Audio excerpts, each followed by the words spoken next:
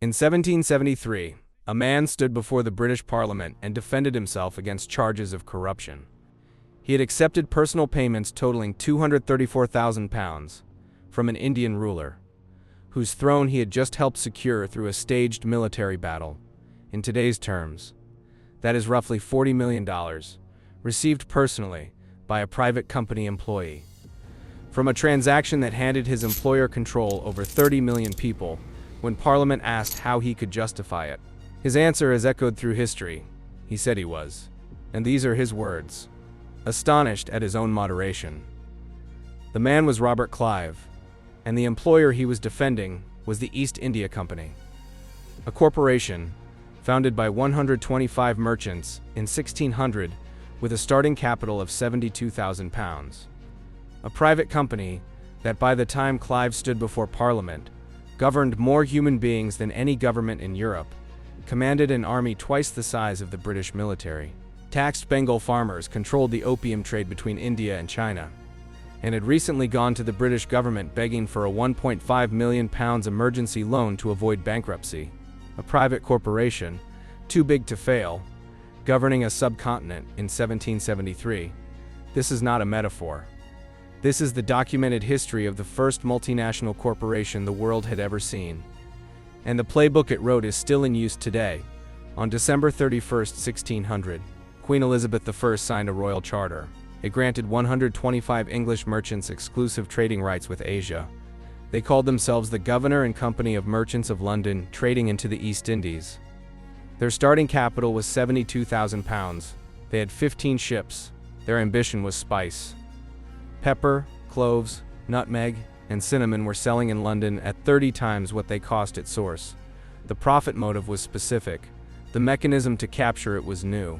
At that moment in history, the price of pepper, cloves, and nutmeg in Europe was inflated by Portuguese and Dutch monopolies. English merchants wanted in. The innovation that made the East India Company different from everything that had come before was its legal structure. It was a joint stock company. Investors bought shares. Each investor's liability was limited to what they put in. If the venture failed, shareholders lost their investment. They did not lose their homes or face debtor's prison. This structure, invented to fund spice voyages, became the template for every major corporation in modern history. The limited liability corporation was not born in a legal theory. It was born in the desire to reach the East Indies without risking personal ruin by 1700.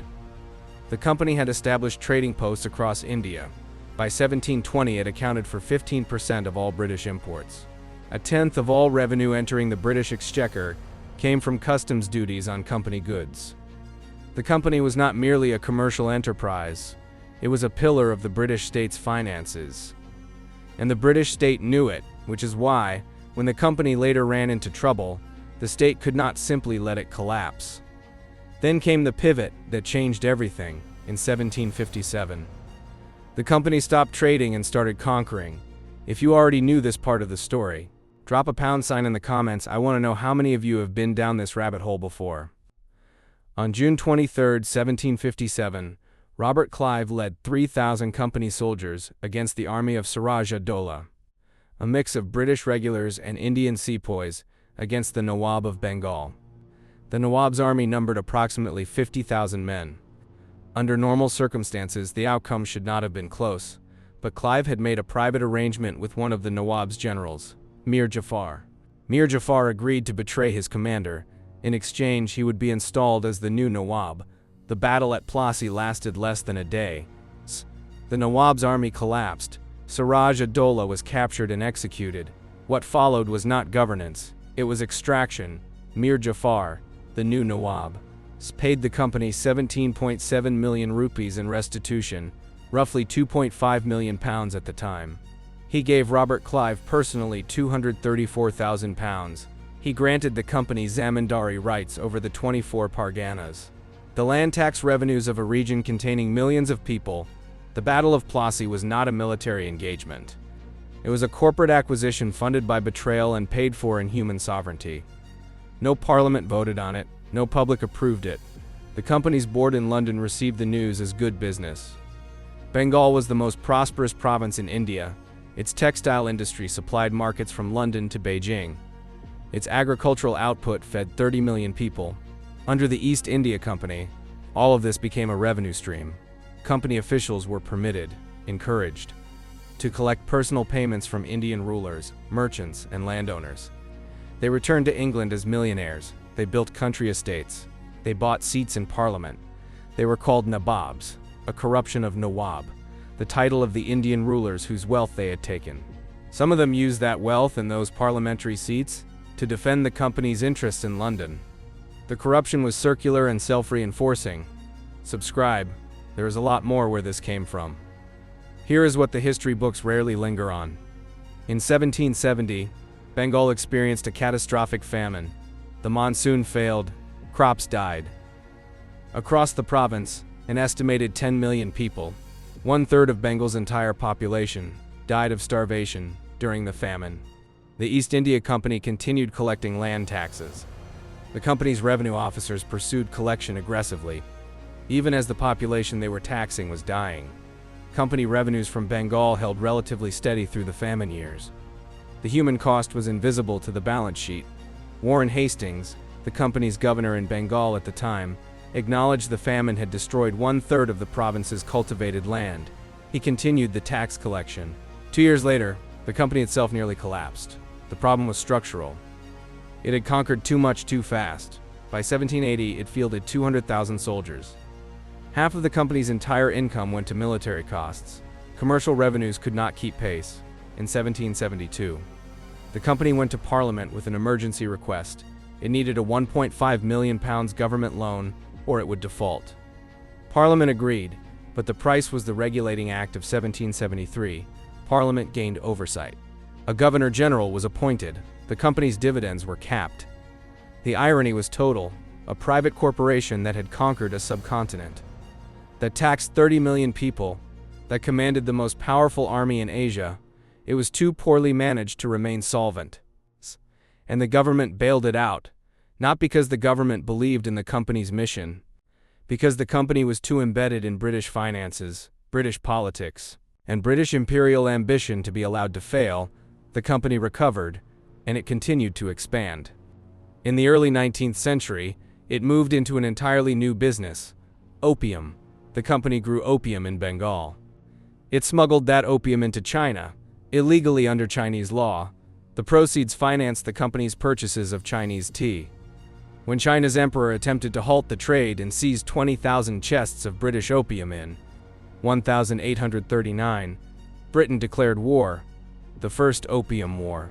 1842, a sovereign government went to war to protect a private company's drug trafficking operation. China was forced to legalize opium imports, to open 5 ports to British trade, and to pay an indemnity of 21 million silver dollars. The treaty is still taught in China today as the beginning of what Chinese historians call the Century of Humiliation. By 1833, EIC shareholders received a guaranteed 10.5% annual dividend for 40 years. Regardless of commercial performance, by the mid-1850s, the company governed 2/3 of the Indian subcontinent. Its private army had grown to 260,000 soldiers. It had become, in all but name, a government. With shareholders in 1857, Indian soldiers in the company's own army, the sepoys, rose in rebellion. The causes were multiple: religious grievance, economic exploitation, accumulated resentment. The Indian Rebellion of 1857 lasted 18 months. The British Crown took over administration of India in 1858. The East India Company was formally dissolved, but its shareholders continued drawing their guaranteed 10.5% dividends from the Government of India, paid by Indian taxpayers, to English shareholders. For years after the company that had extracted those funds no longer existed, let's be precise about what the documented record shows. A corporation founded with £72,000 in 1600 conquered a continent. It employed 260,000 soldiers. It governed 200 million people. It trafficked opium. It caused famines through tax policy. When it ran out of money in 1772, Parliament bailed it out. Its shareholders received guaranteed returns that outlasted the company itself. Indian taxpayers funded those returns for years after the company was dissolved. The extraction continued, just under a different name. I want to be clear here. This is a documented analysis of a specific historical institution, not a claim about any group or nation's inherent character. The East India Company was a product of specific incentive structures, limited liability, government-backed monopoly, private military power with no democratic accountability. Understanding those structures is not about assigning collective guilt. It is about understanding how the same structures reappear. The Limited Liability Corporation was invented to fund the company's first voyage in 1600. It is now the dominant form of economic organization on Earth. There are more than 300 million registered corporations globally. Every one of them operates under the legal structure the East India Company pioneered: limited liability, shareholder returns. The separation of ownership from consequence, the question of how much power a corporation should accumulate, is not a historical question. Neither is the question of what accountability it owes to those it affects.